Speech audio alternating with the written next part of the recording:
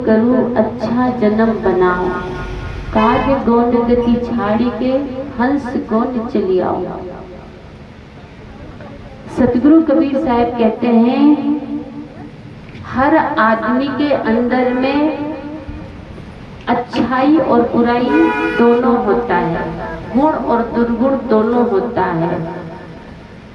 इसलिए सतगुरु कबीर साहब कहते हैं कि बुराइयों को त्याग कीजिए, पहली साधना। जीवन सुंदर कब बनेगा? घर सुंदर बनता है झाड़ू पोछा करने से, बर्तन सुंदर बनता है मांजने से, कपड़ा सुंदर बनता है सर्फ एक्सल से धुलने से। पर जीवन सुंदर कैसे बनेगा? सत्संग ज्ञान रूपी जल लेकर धुलेंगे तब जीवन सुंदर बनेगा। इसलिए सतगुरु कबीर साहब कहते हैं कि सबसे पहले जीवन को सुंदर बनाने के लिए बुद्धि को सुंदर बनाइए। क्योंकि बहुत आदमी का शरीर तो सुंदर होता है, कपड़ा भी सुंदर होता है, मकान भी सुंदर होता है, पर बुद्धि सुंदर नहीं होती। ऐसा उदाहरण के लिए रावण का नाम लिया जाता है। रावण का घर सुंदर था ना जी, लोग सोने का लंका था। इतना सुंदर था कि उसके जैसे महल किसी का उस जमाने में नहीं था। रावण के जैसे महल राम का भी नहीं था। राम के राज्य से, अयोध्या से भी बढ़कर रावण का सुंदर महल था। रावण का कपड़ा सुंदर था और रावण का शरीर भी राम के शरीर से ज्यादा सुंदर था। पर एक चीज सुंदर नहीं थी, जिसके कारण आज रावण का पुतला जलाया जाता है और राम की जय जयकार मनाया जाता है। कौन चीज सुंदर नहीं था? कपड़ा सुंदर था, राजमहल सुंदर था, शरीर सुंदर था, बुद्धि सुंदर नहीं थी। बुद्धि तो बहुत थी, लेकिन सुंदर बुद्धि नहीं थी। बुद्धि सुबुद्धि नहीं, कुबुद्धि थी। और कुबुद्धि जहाँ होती है वहाँ कुमति होती है, और कुमति से दुर्गति होती है। रावण का क्या हुआ? दुर्गति हुआ।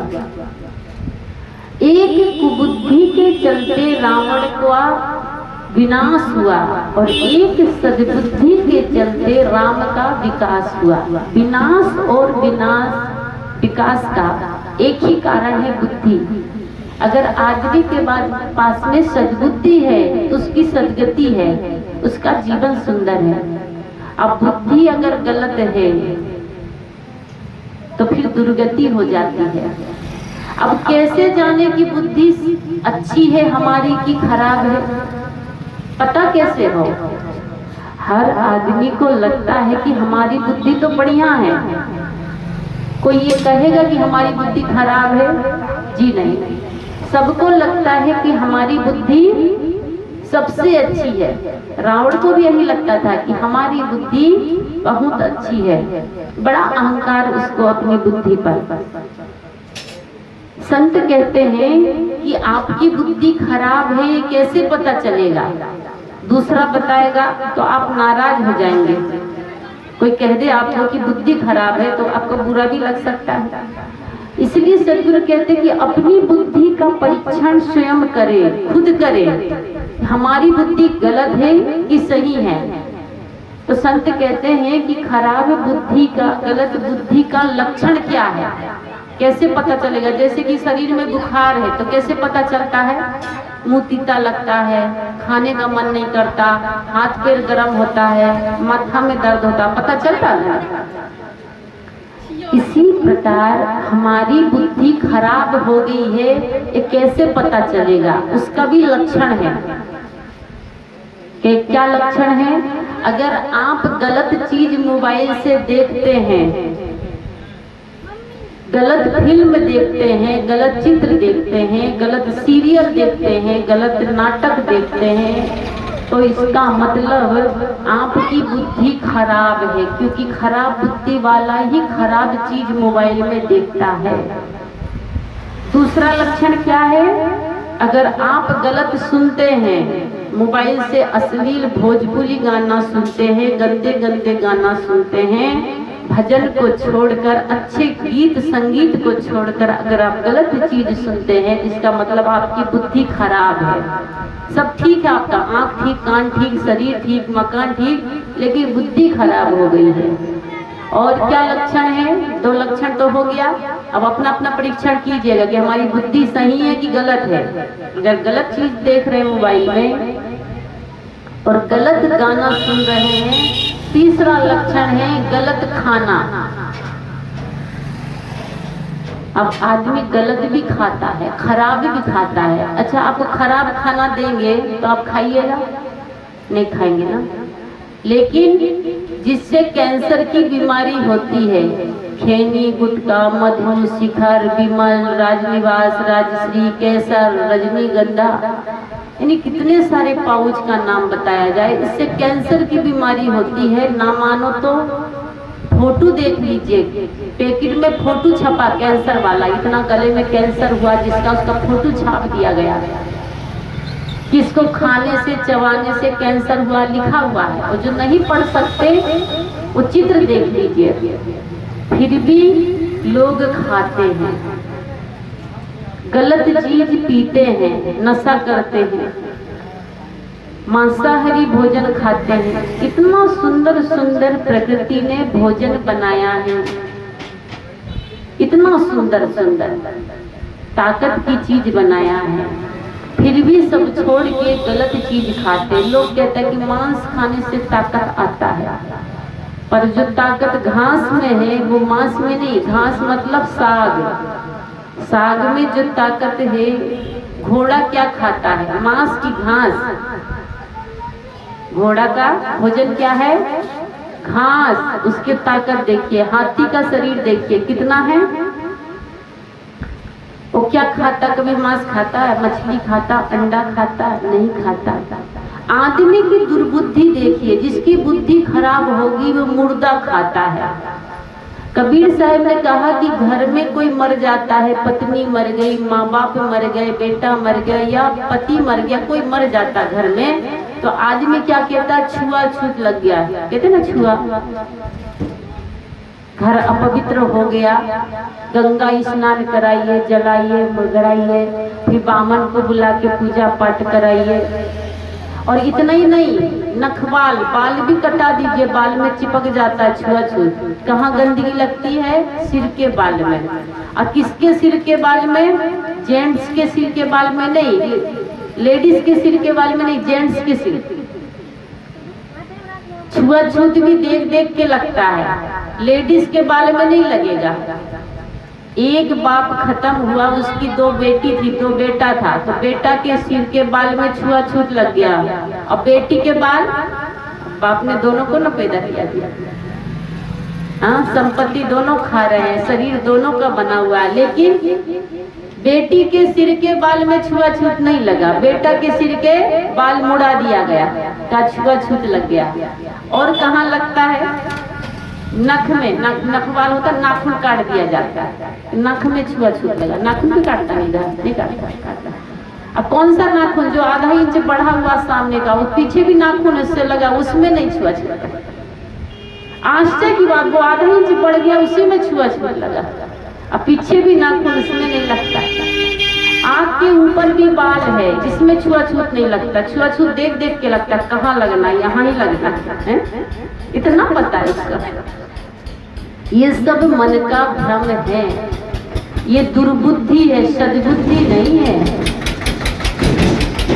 गीता में 18 अध्याय है, 4 वेद है, ऋग्वेद, यजुर्वेद, सामवेद, अथर्ववेद, 18 पुराण है, मीमांसा है, उपनिषद है।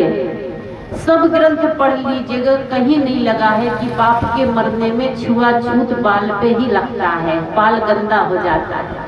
हाथ का बाल गंदा नहीं होगा, और कहीं का बाल गंदा नहीं, सिर्फ सिर का बाल गंदा होता है। हाथ का बाल धोने से, साबुन से साफ हो गया, सिर का बाल शैम्पू से धोते तो साफ नहीं होता, हो जाता ना जी। इसलिए कबीर साहब ने कहा है कि आदमी की कुबुद्धि देखिए, दुर्बुद्धि देखिए। कैसी दुर्बुद्धि?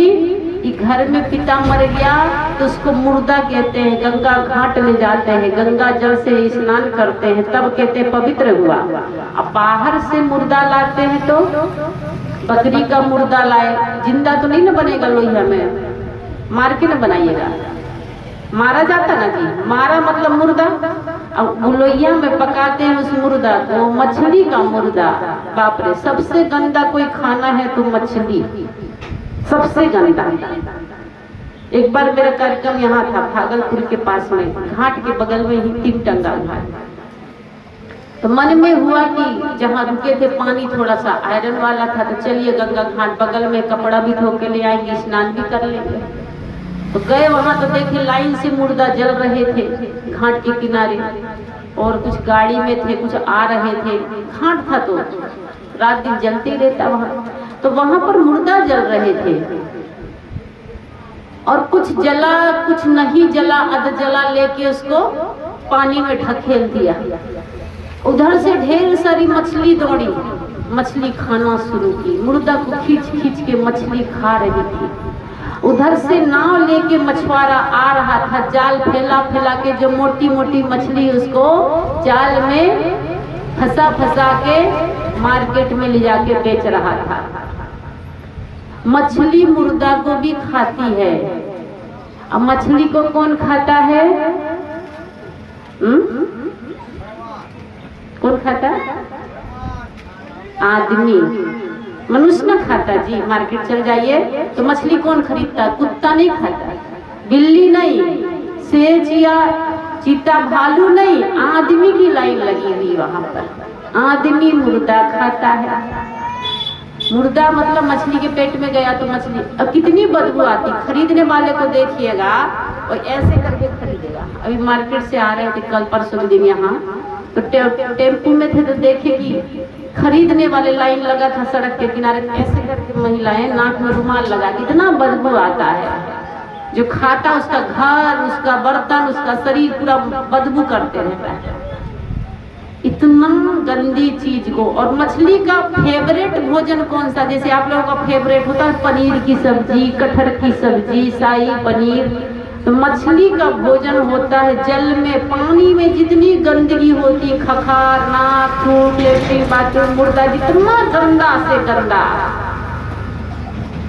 सर्च कर लीजिएगा गूगल में मछली का फेवरेट भोजन कौन सा। ना सर्च कर सको तो कभी नदी के किनारे थूक के देख लेना, जैसे थूकिएगा टप से मछली उठा के खींच के ले जाएगा। और उसको खाता कौन है? गंदी चीज को खाने वाला। छी, प्रवचन करते करते मन खराब हो, कितना गंदी चीज आदमी खा कैसे लेता है। घर में बाप मर गया, उसकी संपत्ति में छुआछूत नहीं लगा, रुपया पैसा जो छोड़ के गया, मकान में छुआछूत नहीं लगा, मोटरसाइकिल, बर्तन, दुकान बना के गया, दुकान में छुआछूत नहीं लगेगा, दुकान का सामान फेंक दिया, खाली वो सिर के बाद में छुआछूत लग जाता है। ये आदमी का सबसे बड़ा कुबुद्धि, अंधविश्वास, भ्रम है। विदेश का आदमी कभी बाल नहीं मुड़ाता, क्यों मुड़ाएगा? क्योंकि वहाँ ब्राह्मण नहीं है, यहाँ ब्राह्मण पंथ चलता है। तो यहाँ का ब्राह्मण कहता है जजमान सबसे पहले बाल मुड़ा लीजिए, लेडीज को नहीं मुड़ाने देता, खाली जेंट्स को, उसी में छुआछूत लगा। उसके बाद क्या होता? 3 दिन तक नखवाल, श्राद्ध, संपिंडन। और संपिंडन में क्या होता है इधर बिहार में? हम लोगों के यहाँ तो वो कूटने का मुँह सरोखली तो होता नहीं होता, जैसे इधर होता ना कूटने का, अरवा चावल कूटते हैं पिंड के, क्या कहते हैं, संपिंडन के दिन। हम लोगों के यहाँ ये सब नहीं होता, MP, छत्तीसगढ़, राजस्थान में, क्योंकि वो कूटने का कुछ होता ही नहीं।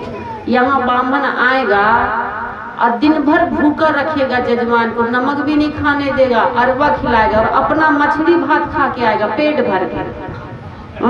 ब्राह्मण भर पेट खा के आएगा, नमक भी, मछली भात भी, कौन जाने कौन चीज खाता है। यहाँ तो ब्राह्मण सब कुछ खाता है। हम लोगों के यहाँ MP में ब्राह्मण तो लहसुन प्याज भी नहीं खाएगा। यहाँ तो बाप रे बाप, बलि बकरी चलता है तो सब गर्दन ही पहले उठा के ब्राह्मण ले जा लेता है, कहते प्रसाद है। तो जैसा आदमी वैसा देवता, मांस खाने वाले का देवता मांसाहारी, साग खाने वाले का देवता शाकाहारी, सब प्रकार का देवता। लेकिन शंकर भगवान कहे जो मांस खाता वो देवता नहीं, दानव है, दानव। रामचरितमानस में। मैं नहीं कही, शंकर भगवान कह रहे। क्या कह रहे? खाए कबाब शराब सरोजा और निस्दिन करही पर नारी ने खोजा। माँ नहीं मात पिता नहीं देवा, साधुन से करावही सेवा। जिनके अस लक्षण भवानी, सो निश्चल समझानो प्राणी। थोड़ा सा इको कम